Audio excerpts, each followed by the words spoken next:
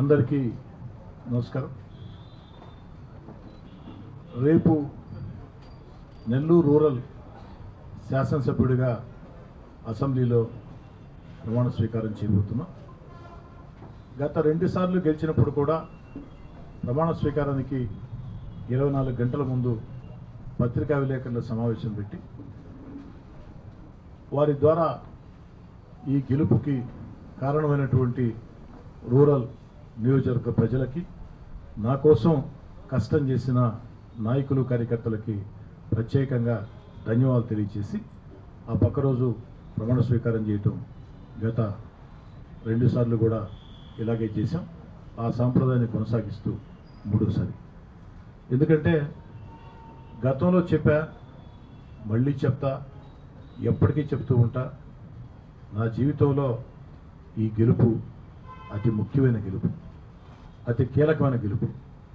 అన్ని శక్తులు ఒక్కటై ఒంటరిని చేసి పద్మవ్యూహంలో అభిమన్యుల్లా వధిస్తాం. ఆఖరికి రాజకీయంగా బూడిద చేస్తాం.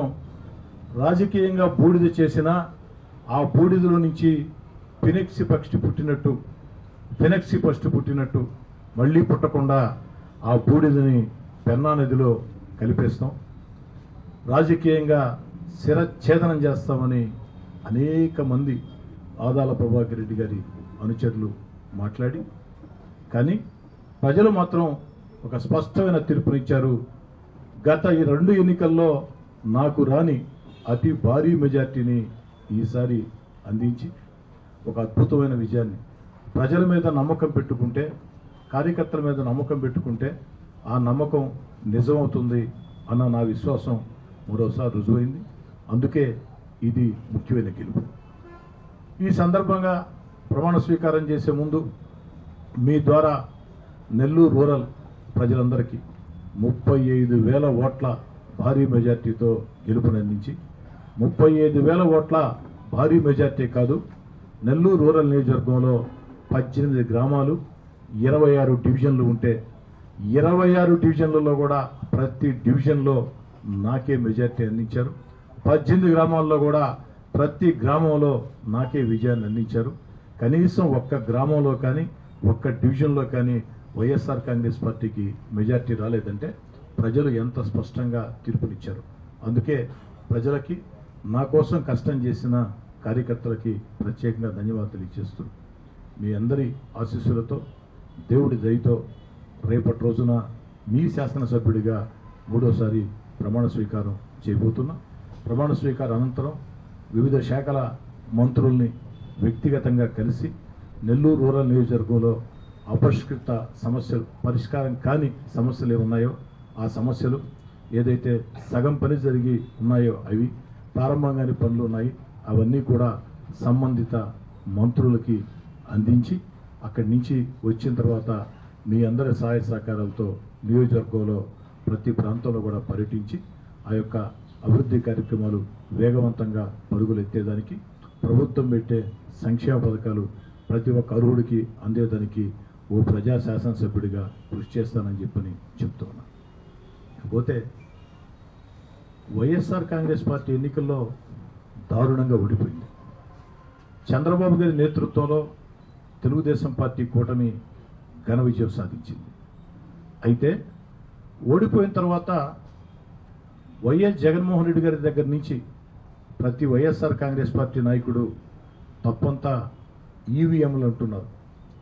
నేను జగన్మోహన్ రెడ్డి గారికి, వైఎస్ఆర్ కాంగ్రెస్ పార్టీ నాయకులకి చెప్పేది ఒకటే, రాజకీయాల్లో గెలుపు ఓటమి సహజం. గెలుపు ఓటమి రాజకీయాల్లో సహజం. గెలిచామని విర్రవీగినా, ఓడామని భయపడినా, గెలిచామని విర్రవీగినా, ఓడామని భయపడినా, ఓడామని అడుగు వెనక్కి వేసినా అక్కడి నుంచే మన పతనం స్టార్ట్ అవుతుంది. అలా కాకుండా ఎందుకు ఓడామా అన్న కారణాలు సమీక్షించుకొని, లోపాలను సరిచేసుకొని బాధ్యత గల ప్రతిపక్షంగా, ప్రతిపక్ష హోదా కూడా వైఎస్ఆర్ కాంగ్రెస్ పార్టీకి రాలేదు కాబట్టి బాధ్యత గల ఓ పార్టీగా అసెంబ్లీలో ప్రజా సమస్యల పట్ల ఉండాలి. కానీ అలా కాకుండా తప్పంతా ఈవీఎంల మీద దోస్తే దాన్ని ప్రజలు హర్షించరు, ప్రజలు అసహించుకుంటారు, నవ్వులు పాలవుతారు. జగన్మోహన్ రెడ్డి గారైనా వైఎస్ఆర్ కాంగ్రెస్ పార్టీ అయినా ప్రజల్లో నవ్వులు పాలవుతారు. ఈ సందర్భంగా ఏదైతే ఎన్నికల్లో ఓడి ఎందుకు ఓడామో కారణాలు అన్వేషించకుండా, ఓడామని భయపడకుండా, అడుగు వెనక్కేయకుండా రాజకీయాల్లో గెలుపోవటం సహజమని ఒక స్ఫూర్తిగా ముందుకు సాగకుండా ఈవీఎంల మీద ఆరోపణలు చేసే జగన్ గారిని, వైఎస్ఆర్ కాంగ్రెస్ పార్టీ నాయకుల్ని కొన్ని ప్రశ్నలు అడుగుతున్నా వారు దానికి సూటిగా స్పష్టంగా సమాధానం చెప్పగలిగితే ప్రజలు అర్థం చేసుకుంటారు. నేను అడిగేది ఏమిటంటే, వైఎస్ఆర్ కాంగ్రెస్ పార్టీ నాయకులారా, ఈవీఎంలు ట్యాంపరింగ్ చేసేటట్టుంటే బీజేపీ 400 సీట్లు లక్ష్యంగా పనిచేసింది, 400 సీట్లు గెలవబోతున్నామని చెప్పింది. మరి మిత్రపక్షాల సహకారంతోనే ఈరోజు కేంద్రంలో బీజేపీ అధికారంలో ఉండే పరిస్థితి. నిజంగా ఈవీఎంలు ట్యాంపరింగ్ జరిగి ఉంటే బీజేపీ మిత్రపక్షాల మీద ఆధారపడే పరిస్థితి ఎందుకు వస్తుంది? ఆఖరికి అయోధ్యలో, ఆఖరికి ఉత్తరప్రదేశ్లో బీజేపీకి అంత భారీగా ఎందుకు సీట్లు తగ్గుతాయి? ఉత్తరప్రదేశ్ బీజేపీ అధికారంలో ఉండే రాష్ట్రం, బీజేపీ ముఖ్యమైన రాష్ట్రం. ఆ యొక్క రాష్ట్రంలో ఎందుకు బీజేపీకి దారుణంగా సీట్లు తగ్గుతాయి? ఆఖరికి అయోధ్య ఉన్న ఫైజాబాద్ పార్లమెంట్ సీటు ఏదైతే బీజేపీ ప్రతిష్టగా తీసుకుందో, అయోధ్య రామ మందిరం, ఆ అయోధ్య ఉన్న ఫైజాబాద్ పార్లమెంట్ బీజేపీ ఎందుకు ఓడిపోతుందో ఒక్కసారి జగన్మోహన్ రెడ్డి గారు, వైఎస్ఆర్ కాంగ్రెస్ పార్టీ నాయకులు సమాధానం చెప్పాలి. బీజేపీ తమిళనాడులో పాగా వేయాలని విశ్వ ప్రయత్నం చేసింది. అన్నామలై బీజేపీ తమిళనాడు అధ్యక్షుడు ఒక పోరాట స్ఫూర్తి తగిలించి ముందుకు కదిలాడు. అన్నామలై కూడా ఎంపీగా ఓడిపోయాడు. బీజేపీ ట్యాంపరింగ్ చేసి ఉంటే అన్నామలైని గెలిపించుకోలేదా? మరి ఆంధ్ర రాష్ట్రంలో బీజేపీకి అతి ముఖ్యమైనటువంటి పార్లమెంటు సీటు మాజీ ముఖ్యమంత్రి కిరణ్ కుమార్ రెడ్డి గారు పోటీ చేసిన రాజంపేటలో బీజేపీ ఎందుకు ఓడిపోతుందో ఒక్కసారి ఆలోచించేయాలి. అంతేకాదు, తెలుగుదేశం పార్టీ కడప పార్లమెంటుకి ఎందుకు ఓడిపోతుంది? కడప పార్లమెంటులో నిజంగా ఈవీఎంలు ట్యాంపరింగ్ జరిగి ఉంటే వైఎస్ఆర్ కాంగ్రెస్ పార్టీ ఎలా గెలుస్తుంది? ఈవీఎంలు ట్యాంపరింగ్ జరిగి ఉంటే చంద్రబాబు నాయుడు గారికి 1,00,000 ఓట్ల మెజార్టీ ఎవరైనా రావాలని కోరుకుంటారు. మరి చంద్రబాబు గారికి 1,00,000 ఓట్ల మెజార్టీ తెచ్చుకోలేరా ఈవీఎంలు ట్యాంపరింగ్ చేసి ఉంటే? అంతెందుకు, సంవత్సరం ముందే ఆంధ్ర రాష్ట్రంలో పట్టభద్రుల ఎమ్మెల్సీ ఎన్నికలు జరిగాయి. 108 శాసనసభ స్థానాల్లో 108 శాసనసభ స్థానాల్లో శ్రీకాకుళం నుంచి కడప దాకా తెలుగుదేశం పార్టీ. ఆ రోజు తెలుగుదేశం పార్టీ ఒక్కటే పోటీ చేసింది. తెలుగుదేశం పార్టీకి జనసేనతో పొత్తు లేదు, బీజేపీతో పొత్తు లేదు. జనసేన బీజేపీతో పొత్తు లేని వేళ ఒంటరిగా తెలుగుదేశం పార్టీ గ్రాడ్యుయేట్స్ ఎన్నికల్లో పోటీ చేస్తే అది బ్యాలెట్ పద్ధతిలో, బ్యాలెట్ పేపర్లోనే ఎన్నిక జరిగాయి. వైఎస్ఆర్ కాంగ్రెస్ పార్టీ నాయకులారా, గెలవాలని అడ్డదారులు దొక్కి కోట్లు కుమరించి అధికారాన్ని వాడి ఆ మూడు గ్రాడ్యుయేట్స్ ఎన్నికల్లో, అంటే 108 అసెంబ్లీ స్థానాలకి ప్రాతినిధ్యం వహించే ఆ యొక్క గ్రాడ్యుయేట్స్ ఎన్నికల్లో వైఎస్ఆర్ కాంగ్రెస్ పార్టీ ఎందుకు ఓడిపోయింది? అది బ్యాలెట్ పేపర్లో ఎందుకు జరిగింది? ఆ ఎన్నికల్లో తెలుగుదేశం పార్టీ ఆఖరి కడపతో సహా ఎలా ఘన విజయం సాధించింది? అది బ్యాలెట్ పేపర్తో జరిగింది.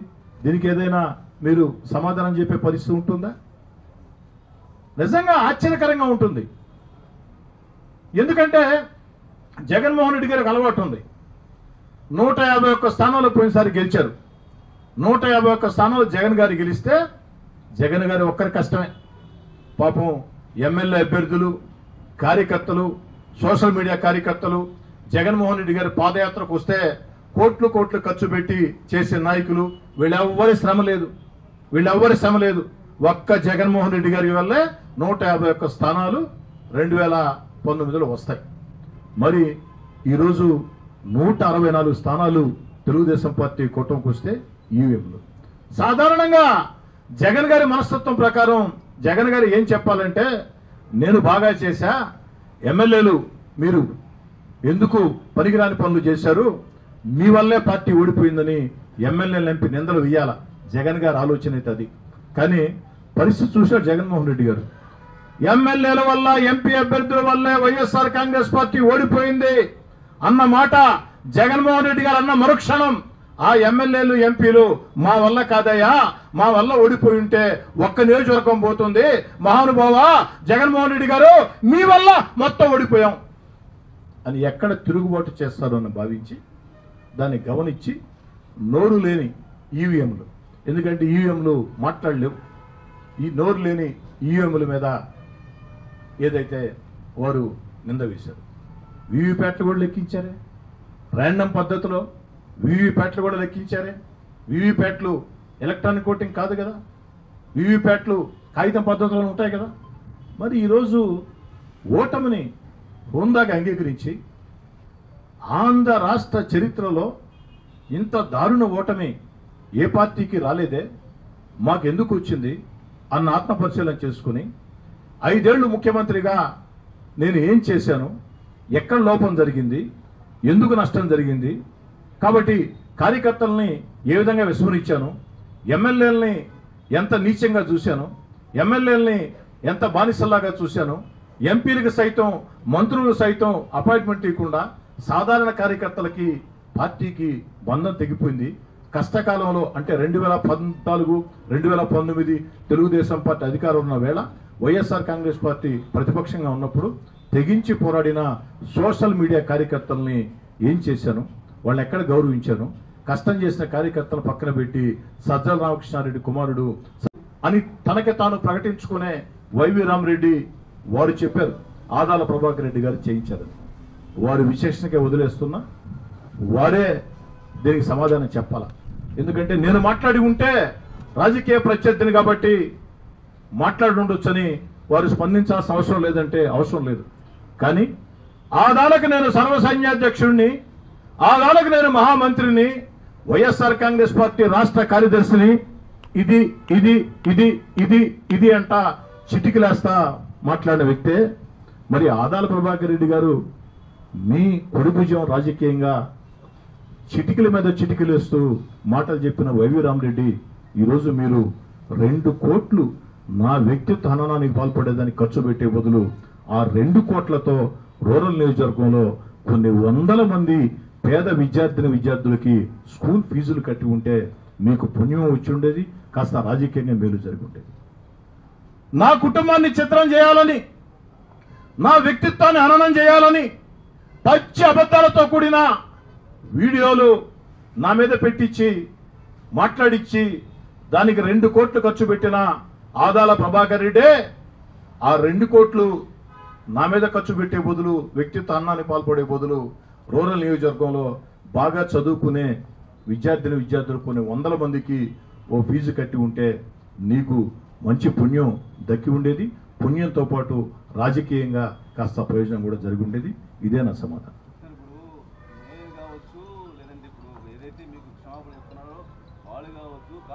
అందరూ కూడాను తిరిగి మీ వెనకాల చేస్తాము, మిమ్మల్ని మీ దగ్గరికి వస్తాము అంటున్నారు. వాళ్ళకి మీరు ఏమైనా ఆశ్రయం ఇస్తారా, అవకాశం ఇస్తారా?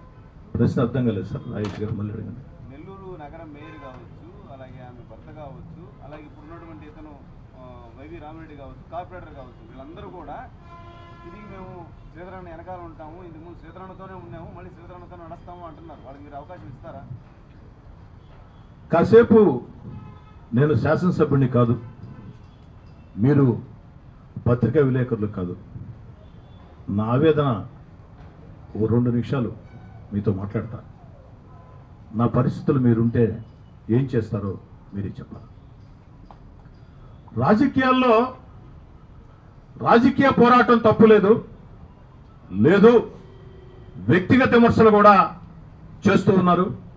నేనేంది నారా చంద్రబాబు గారి మీద, పవన్ కళ్యాణ్ గారి మీద, ఎంతోమంది నాయకుల మీద, ఆఖరికి వైఎస్ జగన్ గారి మీద ఏ మాటకు ఆ మాట చెప్పుకోవాలా, ఎంతోమంది మీద వ్యక్తిగత విమర్శలు చేస్తూ ఉన్నారు. వారి మీదే చేసినప్పుడు నా మీద ఎంతలే అని నాకు నేను సర్ది చెప్పుకోవచ్చు. ఆ వీడియోల్ని గ్రూపుల్లో పెట్టారు. గ్రూపుల్లో పెట్టినప్పుడు పెట్టడం వాళ్ళ హక్కు, అది అబద్ధాలైనా పచ్చి అబద్ధాలైనా. కానీ రాజేష్ గారు దుర్మార్గంగా నా భార్య నా కుమార్తెను చూశారా లేదా అని నా భార్య నా కుమార్తెల ఫోన్ నెంబర్లకి, పర్సనల్ ఫోన్ నెంబర్లకి నేరుగా నా వ్యక్తిత్వాన్ని హననం చేసే పచ్చి అబద్ధాలతో కూడినట్టు వాళ్ళు ఎక్కడ గౌరవించాను? కష్టం చేసిన కార్యకర్తలు పక్కన పెట్టి సజ్జల రామకృష్ణారెడ్డి కుమారుడు సజ్జల భార్గవరెడ్డికి సోషల్ మీడియా అప్పచెప్పాను. ఇవన్నీ పొరపాట్లు. అదేవిధంగా అభివృద్ధిని మూలపడేశాను. అదేవిధంగా ఉద్యోగాలు లేవు. అన్నిటికీ మించి వేధింపులు. ఈ యొక్క వేధింపులు సాధింపులతో ఈ యొక్క పరిస్థితి వచ్చింది. ఇంకా కారణాలుంటే మేధావులతో, ఆంతరంగికులతో, ఎమ్మెల్యేలతో స్వేచ్ఛగా మాట్లాడనిచ్చి ఆత్మపరిశీలన చేసుకోకుండా నోరు లేని ఈవీఎంల మీద నిందలు వేస్తే జగన్మోహన్ రెడ్డి గారు ఎప్పటికీ ప్రతి ఎన్నికల్లో కూడా, రేపు మళ్ళీ జరగబోయే ఎమ్మెల్యే ఎన్నికల్లో కూడా మీరు ఈవీఎంల మీద నిందలు వేసుకుంటూ పోవాల్సిందే తప్ప మీరు ఎప్పుడు కూడా హృందాయుతంగా ఒక ప్రతిపక్షంగా ప్రజలు ఇవ్వకున్నా ప్రత్యర్థి పక్షంగా కనీసపాటి పోరాటం కూడా చేయకుండా ఈవీఎంల మీద నిందలు వేయటం అనేది ప్రజలు నవ్వుకుంటున్నారు. జగన్మోహన్ రెడ్డి గారికి, వైఎస్ఆర్ కాంగ్రెస్ పార్టీ నాయకులకి హితవు చెప్తూ ఉన్నా, ఎందుకు ప్రజల్లో ఇప్పటికే ఓటమి భారంతో మీరు ఇబ్బందులు పడుతూ ఇంకా సునకం ఎందుకు అవుతారు, ఇంకా ఎందుకు ప్రజల్లో నవ్వులు పాలవుతారని హితవు చెప్తూ ఉన్నా. సార్, నెల్లూరు రూరల్ నియోజకవర్గంలో వైఎస్ఆర్ కాంగ్రెస్ పార్టీకి సంబంధించి గతంలో మీకు వ్యతిరేకంగా పనిచేసిన అనేక మంది వాళ్ళ క్షమాపణలు చెప్తూ ప్రెస్ రిలీజ్ కూడా చేశారు. వాళ్ళ వైవి రామరెడ్డి ఏం చెప్తారు? ప్రశ్న మరోసారి అడగంటే అర్థం కలిగింది. నెల్లూరు రూరల్ నియోజకవర్గంలో 2024 సార్వత్రిక ఎన్నికల్లో మీకు వ్యతిరేకంగా పనిచేసినటువంటి వైఎస్ఆర్ కాంగ్రెస్ పార్టీకి చెందినటువంటి అనేక మంది, వాళ్ళలో వైవి రామిరెడ్డి గారు కూడా ఉన్నారు. ఆయన కూడా మీకు బహిరంగ క్షమాపణలు చెబుతూ ఆదాల ప్రభాకర్ రెడ్డి 16 నెలలుగా నా మీద, కోటమిరెడ్డి సీతారెడ్డి మీద అనేక ఆరోపణలు చేయమన్నారని చెప్పారు. ఏ విధంగా స్పందిస్తారు?